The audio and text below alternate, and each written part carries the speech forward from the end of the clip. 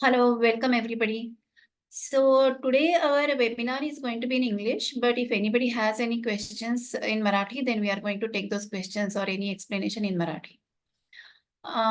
So this is organized by Pune River Revival. This group is called as PRR.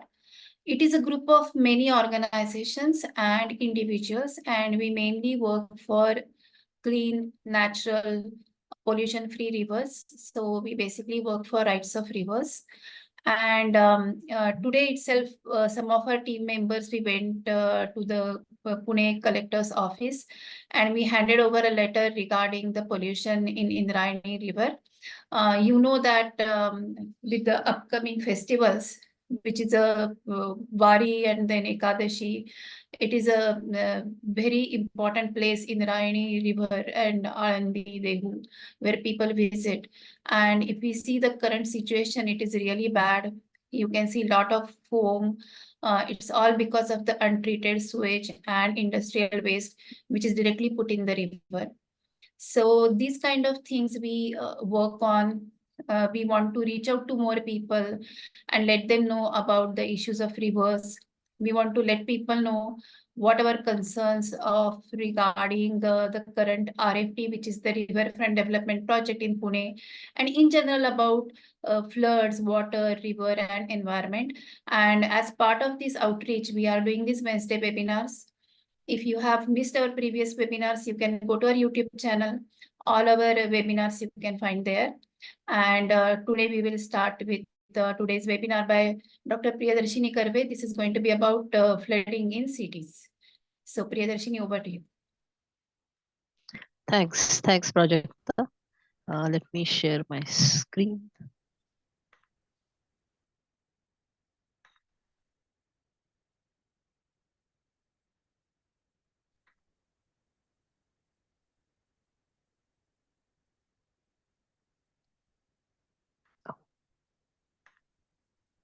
So I hope my screen is visible. Yeah, this is okay, great. So today I'm going to talk about why do cities flood, and this is the monsoon is just starting. We have had a few pre-monsoon showers in which we saw that various uh, pockets in Pune city got flooded. The same story has been emerging from other cities across India also.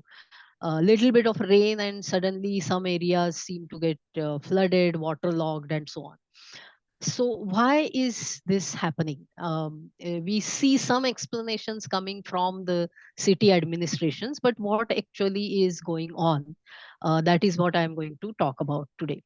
So first thing we have to realize is that this is how cities and settlements around water bodies looked like just a couple of 100 years back. You can see that whether it is along the seashore or whether it is along a meandering river, there is some space between the settlement and the water, and that space is also it's the natural surface. It's either sand or soil, and therefore you can easily sort of visualize that if the water level increases for any reason, whether it is like high tide in the sea or for any other reason, if the sea water level starts rising, or in the case of river it could be rain and flooding, there is some margin for the water to expand, and the surface between the settlement and the water body is capable of absorbing some of the water. So some of the flood water can actually go down into the aquifers. So this was the situation. But what is called as urbanization, but which should rightfully be called infrastructurization, what we have been doing is this, that the water bodies themselves are shrinking, and this is happening even on the seashores. Land is being reclaimed, whether it is from the sea or from rivers and nalas and streams. Uh, Also, in the case of freshwater bodies, there are dams being built upstream that also reduces natural water flow and sort of exposes more land, which then gets built over. So there is concretization and hardly any space between the built structures and whatever little water that is flowing. That is how these highly infrastructure intensive settlements that we call cities now look like. So obviously there is no space here left to accommodate any kind of flooding, uh, small or big. So what has happened, and this is something that we have to realize and acknowledge, that forget about climate change. It is the way the so-called urban planning has sort of unfolded in India. That is what is creating flood prone cities. We have not left any space for any increase in the water levels, whether it is rivers flowing through cities or seashores adjacent to cities. So that is a fact that needs to be underlined first and foremost. What is also happening is climate change. So, because of climate change, here what I have done is I have highlighted those impacts which are specifically relevant for our discussion of urban flooding. There are these causal chains that you can see, that the excess greenhouse gases that we are putting into the atmosphere are causing global warming. And because of warming, the ice caps are melting, the oceans are warming. Also, this is disrupting the cloud formation and trade winds. So the seasonal cycles are also getting disturbed. In the Indian context, we are therefore seeing that the Himalayan ice caps are also melting. So right now we see a lot of flooding in the Himalayan region. Later on, in the latter half of this century, there will be water scarcity up there. As the sea water levels increase in the coastal belt, there is submergence and erosion of land. But the variations in the seasonal cycle, particularly the monsoon cycle, we are now seeing that there is an overall increase in the amount of rainfall, but the number of days of rain are reducing, which means that every episode of rainfall leads to much more rain pouring down onto the ground. But there will be less number of such episodes. So that plays an important role in adding to this whole urban flooding aspect. So this is what is happening. But we have to remember that climate change doesn't create new disasters. Climate change only plays or changes the statistical probabilities of existing processes. We cannot attribute a single event to climate change. We can't say that this particular flooding has happened because of climate change. That is the kind of argument that our city administrators are making, that on a particular day XYZ amount of rainfall happened, which was maybe highest in the last 50 years or whatever, and therefore this place has flooded, which is a totally wrong argument.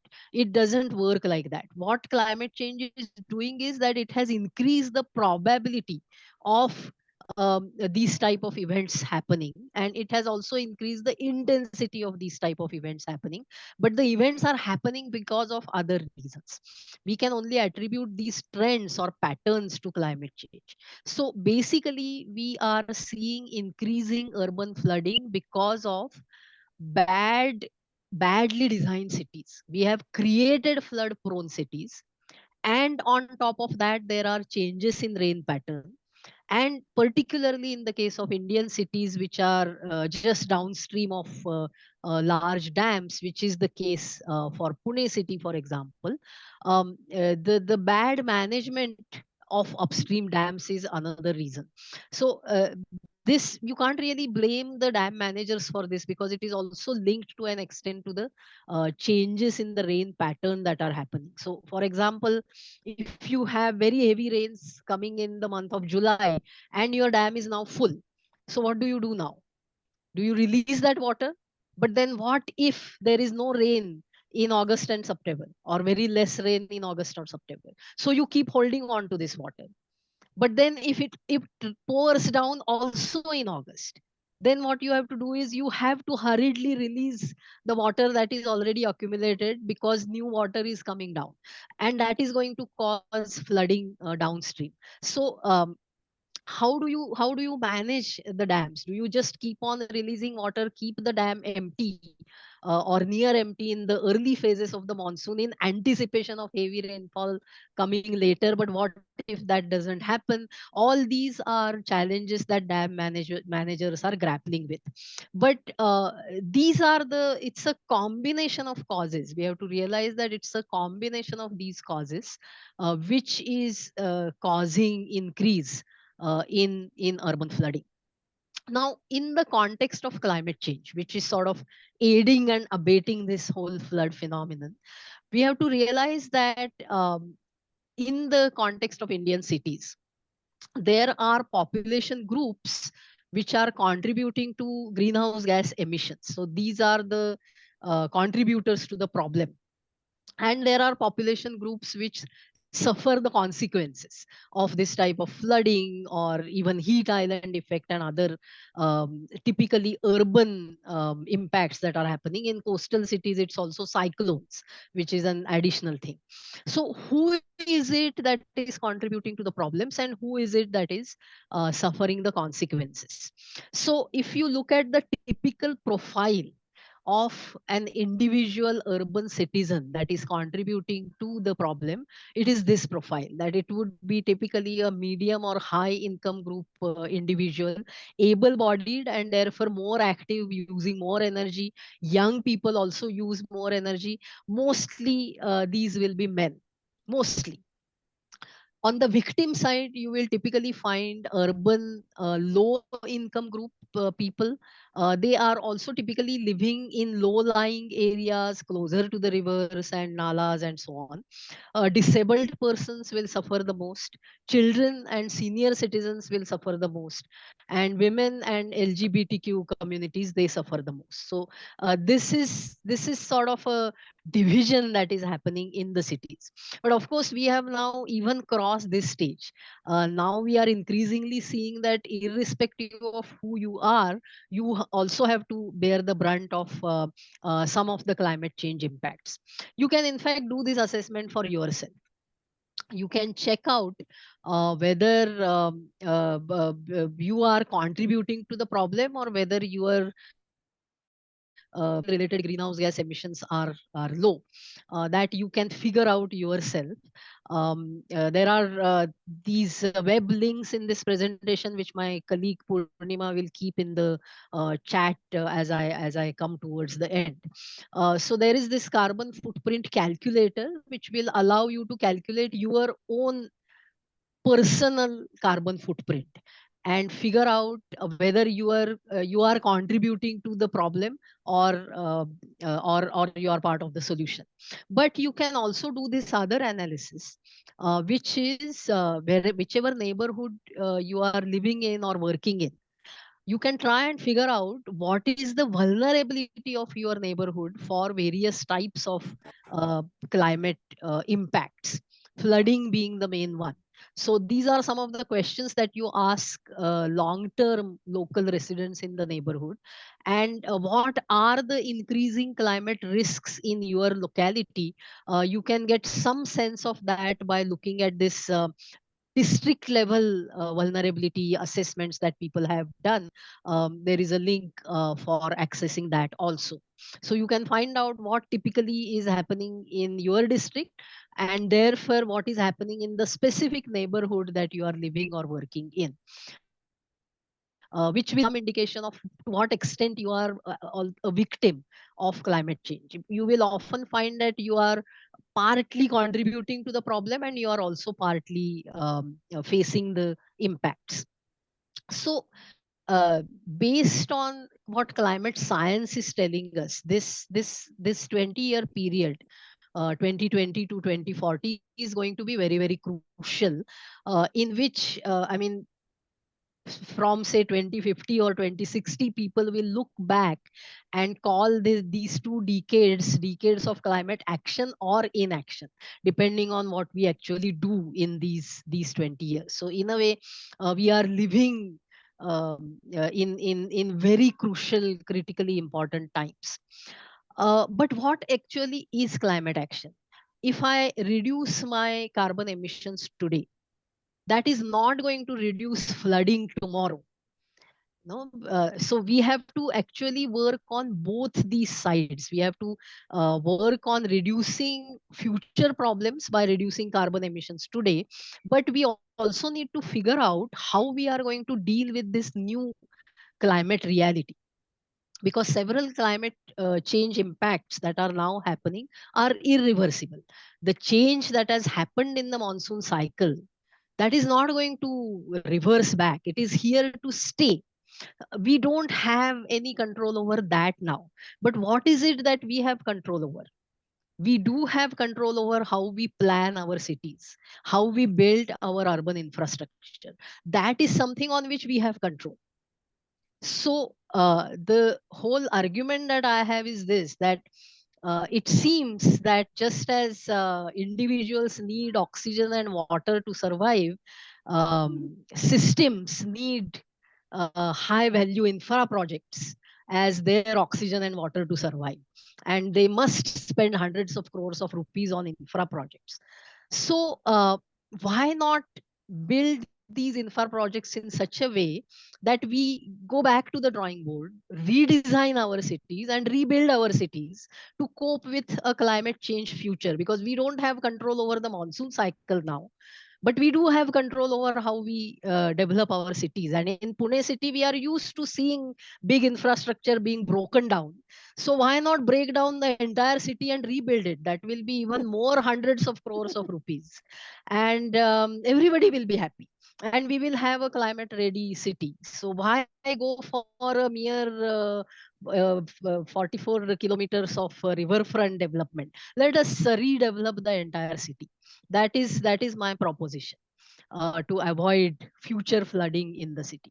Thank you very much.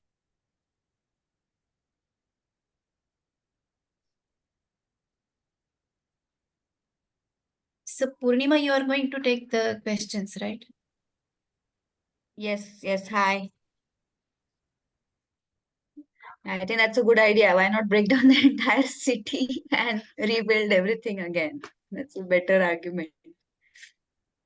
So I have posted the link of the carbon footprint calculator, and we also have the vulnerability index like information.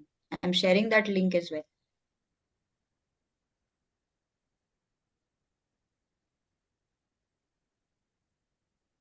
And any questions people can put in the chat or uh, raise your hand.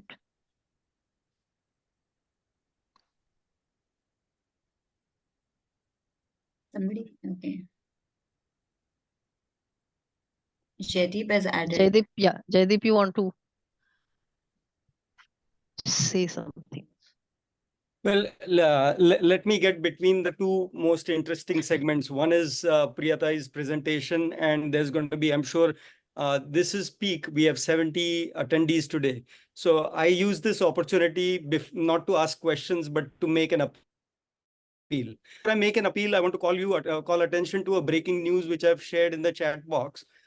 Just today, the Mumbai High Court has noted the need to redraw the flood lines. And this action comes not automatically. The court is not taking this action suo moto, but this is through the action of litigation, public interest litigation launched by Pune river warriors, people like Sarangi Adwadkar, who is most likely going to come in one of these seminars. The point I'm making here is there is a lot of effort which is completely volunteer driven to save our rivers. Our rivers are in complete disarray, and they are causing pluvial flooding. There's fluvial flooding, and I'll probably mix the two, but perhaps that could be a question that Priyatai can handle. Point I want to make is volunteers are putting a lot of effort, but a lot more is needed. And a part of the help can come from people who are attending, which is through donations. There's a lot of expense in representing for litigation, just going to say Mantralaya to represent ourselves, or any kind of such action. Just going up to the commissioner's office, we have to spend time, stationery. There's water testing, all kinds of. I'll probably use up Priyatai's question answer to tell you what expenses we incur. I want to make a simple appeal. Please try to give. It's a very simple ask. Jeevit Nadi is a lean organization which utilizes 100% of all the money that you give. And the easiest thing you can do is one thing I learned how you make giving easy is Google Pay or any of these UPI payment applications have a bank where you can put in the bank ID and the IFSC code, and then you can just give. Make a commitment. The other thing about giving is we tend to just make a mental note ki, yeah, this is really an important thing. When the flooding affected me, I should give. And then we forget, right? Evening, dinner time's coming around, you have to attend to kids, who knows what else. Please make a mental note to finish this task today. Have that discipline. Even better, there's another volunteer amongst us, Charu. What she did is she came up with the idea of just giving it every month. Just, as she pays her electricity bill, she's scheduled this thing for an auto payment. So I'll stop at that. I think I've given enough motivation for you to come up with, but the remaining motivation will come through, the question answer session. So over to you, Purnima. Thank you, Jaideep. Very, very important information. And also, there is a question related to this breaking news by Uma, I think. Who have they asked to be part of the committee? It's related to that thing. So maybe we can take it later. So I'll just make an appeal. What I'll do is I'll share a link to the Pune River Revival WhatsApp group where this High Court order PDF will be shared. And that way you can stay connected with us. Also, I'll share the donation link and details there, so you can join us there, right? Yes, perfect. Okay, so there's a question regarding this webinar by Prajakta. What about the concrete roads and how they contribute to flooding? I think you can take this one. Yeah. So basically, concrete roads are not allowing water to go down underground. And therefore, if everything is concretized, then the water will just flow towards the lowest point, and river flowing through the city is going to be the lowest point. So from everywhere in the city, whatever rain falls on the cityscape, from everywhere, water is just going towards the river. Even through the flood drains, whatever their capacity, water is flowing towards the river. No water is going down into the aquifer. So you suddenly have a lot of water coming into the river. And often there is also, the dams are also full, and therefore water has been released from there. So all of these combined together will flood the river. But what is happening in the city is not just the concrete roads, it's also the concrete buildings and walls constructed, and the natural water flows are being blocked. So there are pockets where water is falling from the sky, and it is gathering in one location, and then there is no place for it to go, either underground or even on the surface. And therefore suddenly that whole area gets flooded. So we are seeing that roads with dividers, with no thought given to how the water is going to flow when rain comes, you suddenly find that one side of the road has become a canal because of that divider. So these are things which will happen even if there is little rain. So the point I'm emphasizing here is that don't let people get away with blaming just climate change. It is not just climate change. It is basically bad urban design. That is what is causing the flooding. Climate change is just making it worse. The situation is already bad. That is something that we have to realize and hold the concerned people responsible for the mess that they have made. Right. So there's one more question about, is rebuilding the city possible? Yeah, why not? Why not? I mean, if people can spend so much money on such nonsensical vanity projects, why not rebuild the city? What is wrong in that? Maybe, who should then rebuild the city?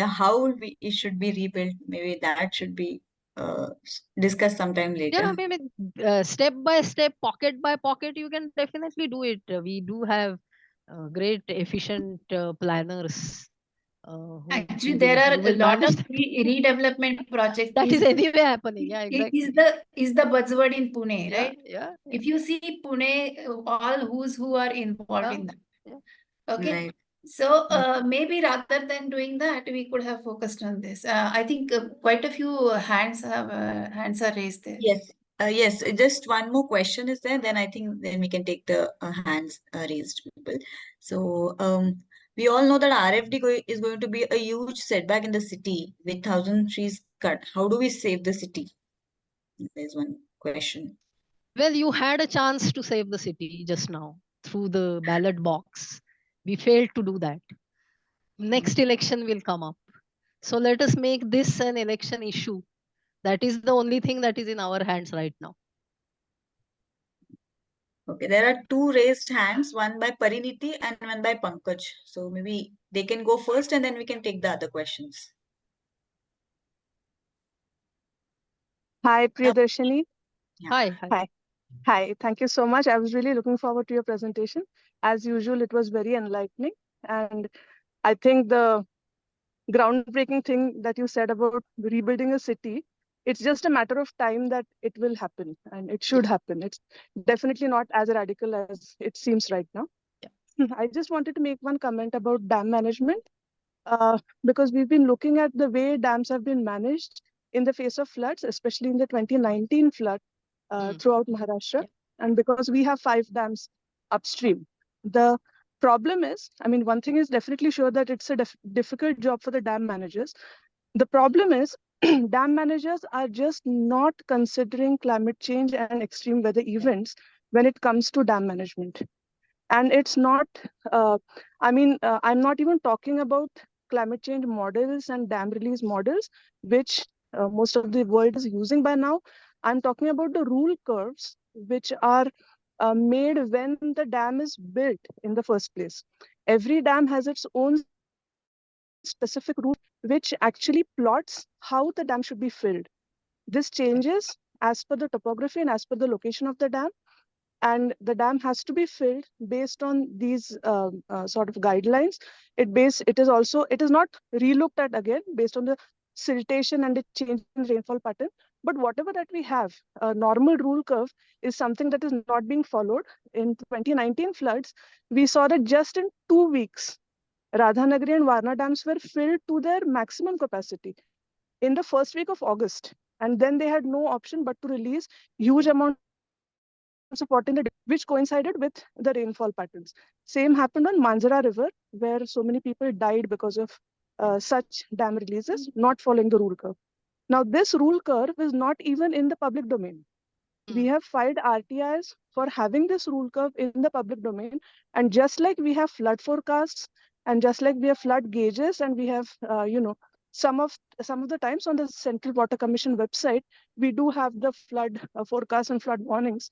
We also need to have an open rule curve and to see how the dam is being filled. I think that's a very important part of democratic water management, not a rocket science, something the dam builders have been, they've been educated and are equipped to do. So I think, just sticking to the rule curve and putting the rule curve in an open domain is something we should really be talking about. Thanks. Yeah, thanks for that. Very important point. And there are, I mean, these are the two things. One is water coming from outside the city, and that is primarily happening because of the dam management not working and the rainfall falling in the city. Both will have to be taken into consideration. And unfortunately, climate change is not being taken into consideration in any type of management. I mean, urban planning is just one thing, dam management is another. Even the environment impact assessments don't take climate change into No, account. No, they don't. So They have yeah, to. Yeah, I mean, by the EI notification, they have to talk about yeah, climate change. But if you see, that's a copy paste yeah, section all over. And what you said about rainfall in the city, just like climate change is an excuse for urban planners these days to blame everything on climate change, yeah, rainfall falling in the city is also an excuse for bad dam water management. yes, They just say exactly. that it was the rainfall that fell on the cities. Yeah, yeah. Yeah. Thank you. Thanks for that. Yeah. Sunil Kadam, I think even you can unmute and Pankaj had raised hand sorry, earlier. Pankaj, Yeah. yes. Yeah. Yes, it's Yeah, Pankaj Pankaj, you and can then go. Sunil. Yes. Yeah, hi. Hi, can you hear me? Yeah. So yeah, this question is a little about the the rivers which are rain fed, like during the monsoons. Yes. And a lot of rivers in the north, maybe in the hill regions like Dehradun or in the Tarai region, or even in areas like Noida and UP, they are rain fed coming from Himalayas, and these rivers then create a havoc. Not because of their mistake, because of the fact that since they don't have river Yeah. water during the lean times, a lot of illegal encroachments come on these rivers. And unfortunately, they are not, they are basically promoted or not, or sold by people. There's some, authority, everybody goes in hand to get the people settled. And then the flooding happens. So last year it happened in Hindman River. People had houses either on the riparian zone or almost on the riverbed. And then they were floating in the river. Again, I'm pretty sure it's going to happen in the next 2 or 3 weeks. So the question or maybe an observation is, since you've been working in this area, what do you think is it's a long-term solution is needed for this as well? Yeah. Because these people are also there, they are doing their work as well. But at the same time, presence on the riverbed or on the riparian zone is probably hurting millions of, unknown people downstream or on the side, because they are also there. Yeah. So what is a good solution, or what can be thought as a good solution? Yeah. So again, even the illegal, so-called illegal encroachment, there are 2-3 ways of looking at it. One is that it is a failure of the city managers. I mean, there are rules and regulations as to what kind of construction should happen around the flood lines. Any type of illegal construction, if it comes up and is staying there for decades, that's obviously a failure of the urban local body. Having said that, if especially when it comes to the low income segment settlements, and that is what becomes the sort of butt of everybody's criticism, we have to realize that these people have migrated to the cities because of mostly nowadays climate change impacts in their rural areas, and they are facing the impacts because it is the urban and middle class and rich people who continue to contribute to climate change, along with all the developed countries and so on and so forth. So that's number one. Secondly, it is their blood and sweat on which the city is running, to be very, very frank. I mean, who is going to come and lift your kachra if not these people? Who is going to clean your drains if not these people? These are the least coveted jobs which mostly totally desperate immigrants are doing. So if the city therefore should make arrangements for proper dwellings for all the people who are contributing to the city's economy. uh, that's the sort of a just and fair way of dealing with this. Firstly, implement the rules and regulations that are there around land within the city, and secondly, make sure that everybody who is coming into the city and contributing to the city's economy has a decent place to stay, and all the basic amenities required for some basic level of comfort. That should be a mandate for an urban local body. That is the only way to address this problem sustainably and sensitively. Thank you. I understand that, and till the time we get to this good solution, maybe the way to go about is not to let people, whoever it is, not give them false hopes and settle them on the riverbed and Yeah, then the river. there are organizations which have been humanely rehabilitating the low income settlements. Even in Pune, we have organizations like Shelter Associates, for example. There are good practices that have been exhibited. You don't have to just bulldoze people out of the land that they are living in and sort of dump them into some high-rise buildings. uh, this is not at all required. I mean, there are better models of doing this even within India, but that I mean, maybe we need to highlight these models a bit more.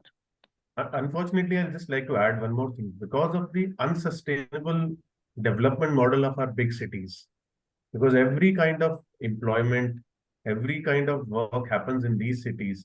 But the trickle down effect is that the other auxiliary or supplementary employments also start coming in these cities. So if there is a lot of software development Yeah, I mean, yes, happening that's in a also true. Yeah, happening in a particular city, they will need maids, they will need other people who are yeah, doing other, other kind of yeah, work. And then there is this unplanned migration that happens, yeah, which sometimes the planners are not taking into consideration. yeah, If you are going to have more than the number of people living in a city, then their auxiliary support will also come into picture. yeah. So my another question, I'll just take one more minute. Is there a sustainability index? Are we talking about some kind of a sustainability index for a city that says that okay, this is the size of the city, this is the amount of water available in the city, this is the river going through the city.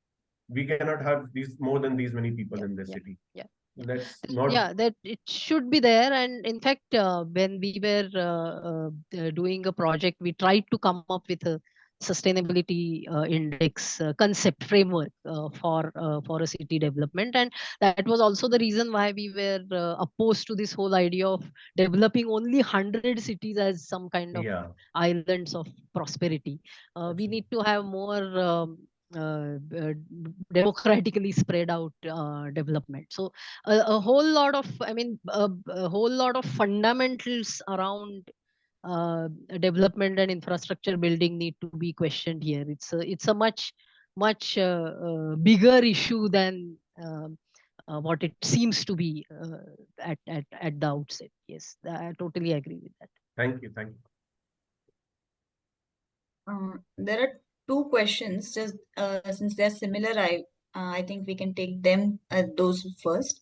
One is what we can do on individual level now that we know this problem about infrastructure. And there is one question where they are saying, and Ojas Sharma is saying that they are going to face monsoon in the next 1 week. So do we have a list of like a checklist what can be done before flooding, or in just to in order to avoid these disasters, like Yeah. de-choking drain, etc., something on these lines? Yeah. So at the local level, you can coordinate with your local ward office and ensure that at least whatever these drainage systems are there, those are cleaned and all. That is something that one can at least make sure of. Keep a lookout on the weather warnings that are being given for your area. And in case you get caught in flood, just stay where you are. Try to stay where you are rather than try to reach home or whatever by crossing the flood water. So there are some a few years back, in fact, we had come out with some checklists as to what people can do before, during, and after, in anticipation of flooding. So maybe Purnima, we can share those posters again in the PRR group also. That might be a good idea. Yeah. As to what we can do individually, well, uh, find out what is the vulnerability of your neighborhood, and if you find that it is going to be highly prone to flooding, change, shifts to somewhere else. If you are buying a new house, try to find out what was there on that land before that building was constructed. We are finding that hills are being broken down to construct, streams are being totally blocked, and then buildings are constructed. Talk to local people around and find out what is there, what was there on that ground before that building was constructed. That will give you a fairly good idea of what kind of disaster you can expect there. These are some of the things that one can be careful about. Okay. So one question by Anita Kerkar is like she agrees that we need to improve drainage systems, but cement road is not the problem, is what she thinks. Which is, I think, Cement road is not the problem. not the problem. Well, there is now this, what is it called?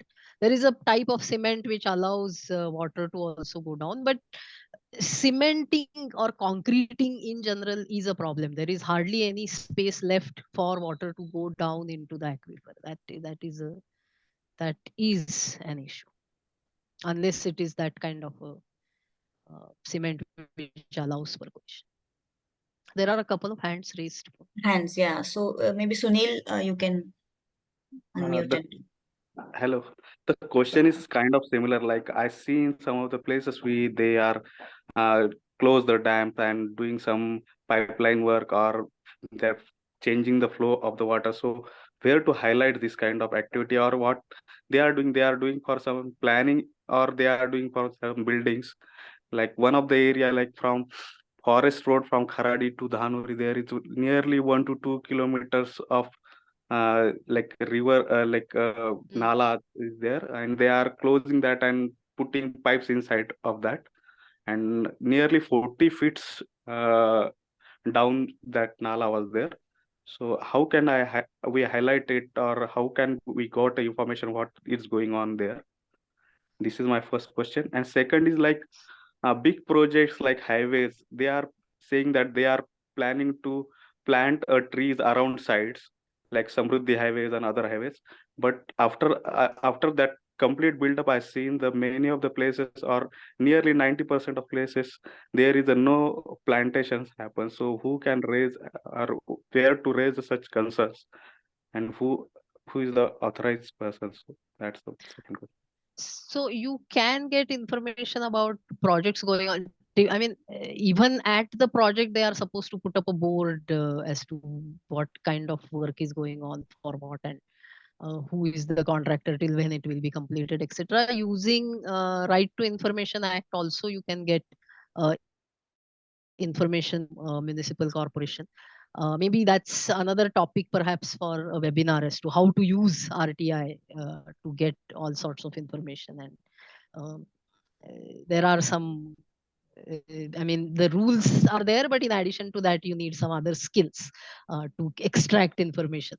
But first thing is to find out what exactly is happening, and what is the rationale behind that project, and whether that aligns with the scientific understanding of what urban planning should be.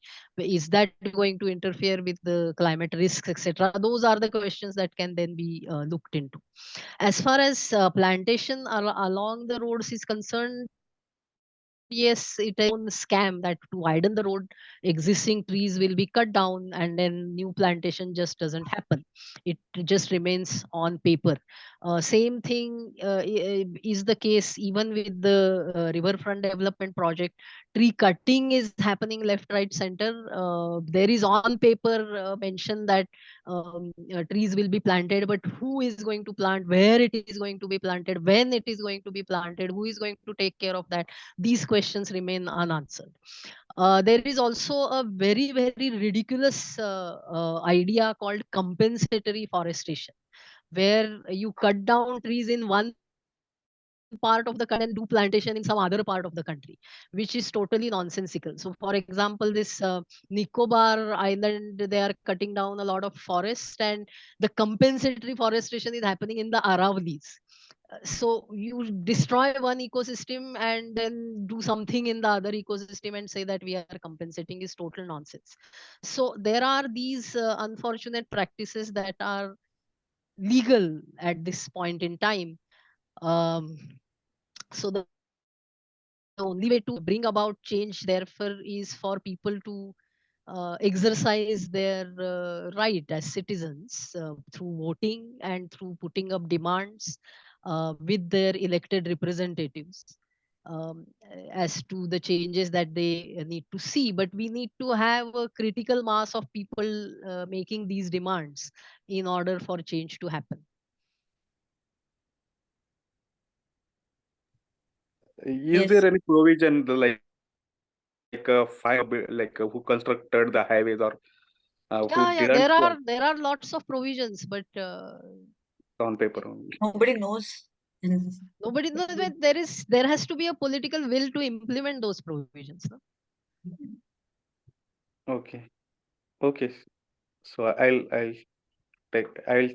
Yeah, get more information and highlights on some social sites to sure. try to build such kind of things as a Yes, part of the that's the idea, that each one of us, if we Mm. keep educating our own circle of friends and contacts, that's the only way we build like a larger people consensus. got happy like they because of Samruddhi they got such kind of money, but because of that they are facing some temperature hikes or Yeah, other things, yeah, but they are not ignoring such kind of things, yeah, and they are yeah, got money and they are again trying to construct their own businesses, yeah, and that's the issue.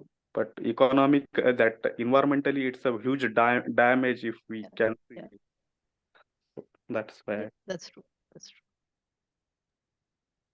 So Tushar Shinde has one question about high rise in population density, unplanned development, FSI, TDR rise. So maybe even Tushar, you're also raising a hand. So maybe you can give some more clarity on that.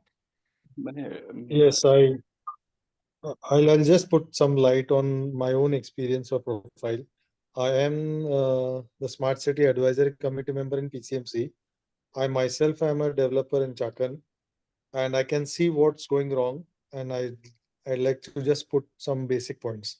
First is PMC, PCMC, or whatever is the government authority. They need to find out other resources of revenue generation.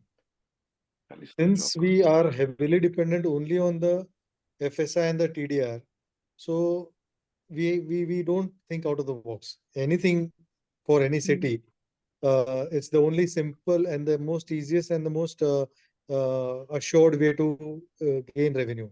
So now, if there is a building of 4 floors, maybe last 20, 30 years, and all of a sudden you see there's a BRT hike in the FSI, metro hike, then again the roads are widening, there is a FSI, and the same building is now constructed for 22 floors, and now they are giving FSI of 4.5 or even 5.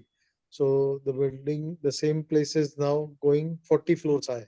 That's happening in PCMC for the redevelopment phase.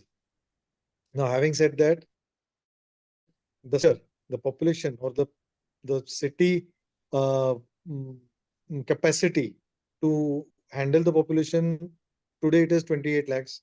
Back then it was some 12, 15 lakhs, and tomorrow it will be 40 lakhs or even more. Are we really prepared for that kind of population handling? It will indirectly or directly put on pressure on the drainage system also traffic congestion and so many other things. But since we are discussing this point, the other authorities have to be also taken into confidence.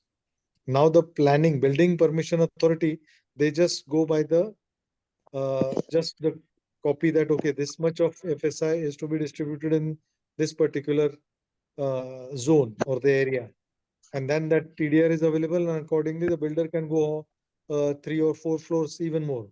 So it is only the plot which Yeah, is yeah, considered as an independent body, not holistically as the entire city. And correct. that's where then again the concretization of, Yeah, and then there is no ground seepage and all that. Those are even further. That's what is adding to it.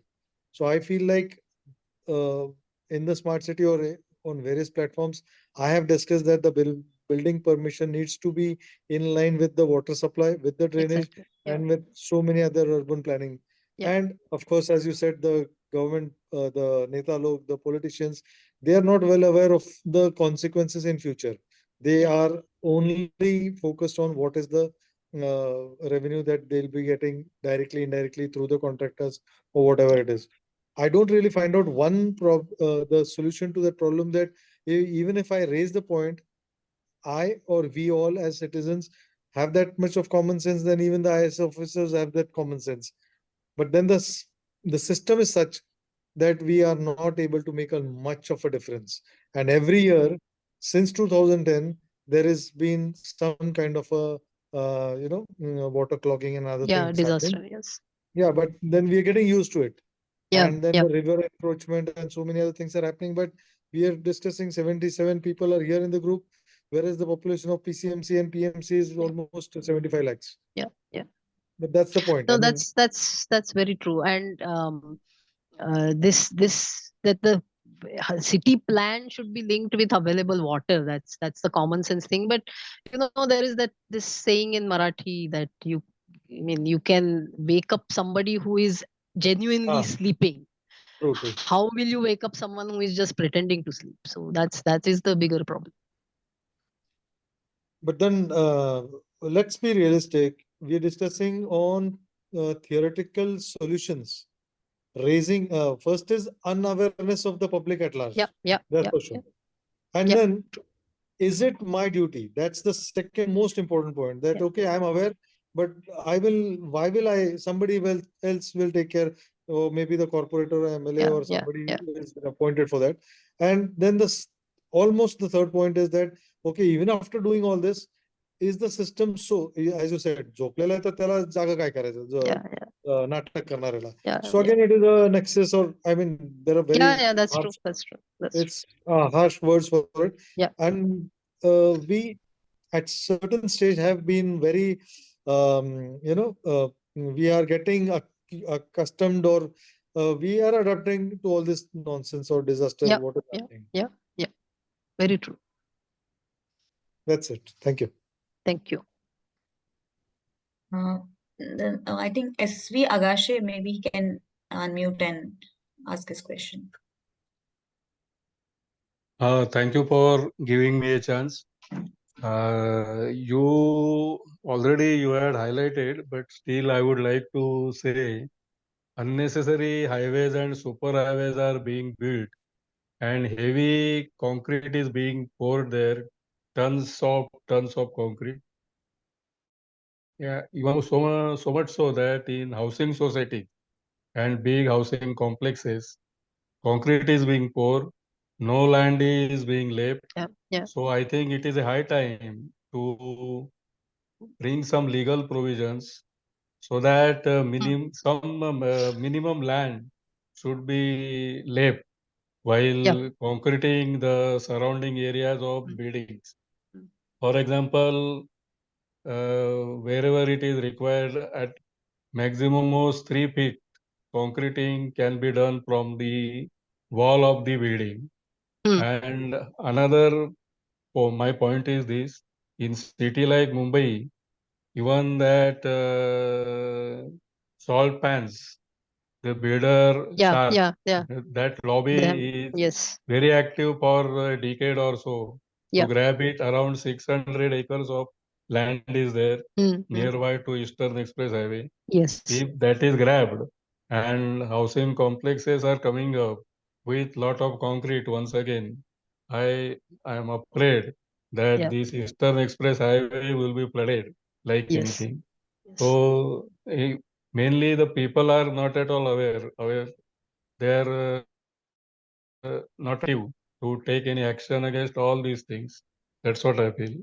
Thank you very much for your informative lecture. So what can be done about these societies? That legal provision should be done. That is my main point. No, that's a very important point, and I think useful point. That at least a certain percentage of open area should be left untouched. That will also help a lot. But several people are talking about awareness raising. These webinars is one effort to do that, and we also have recordings. So on YouTube, these videos will be available, which can be then spread out. But as I also mentioned, each one of us, whatever information you are getting from these webinar series in general, and also being part of the WhatsApp group, please spread that information to more people. Let us increase the number of crazy people who want to maybe break down the entire city. That's as the number increases, it will become more and more possible. That's what I feel. Thank you.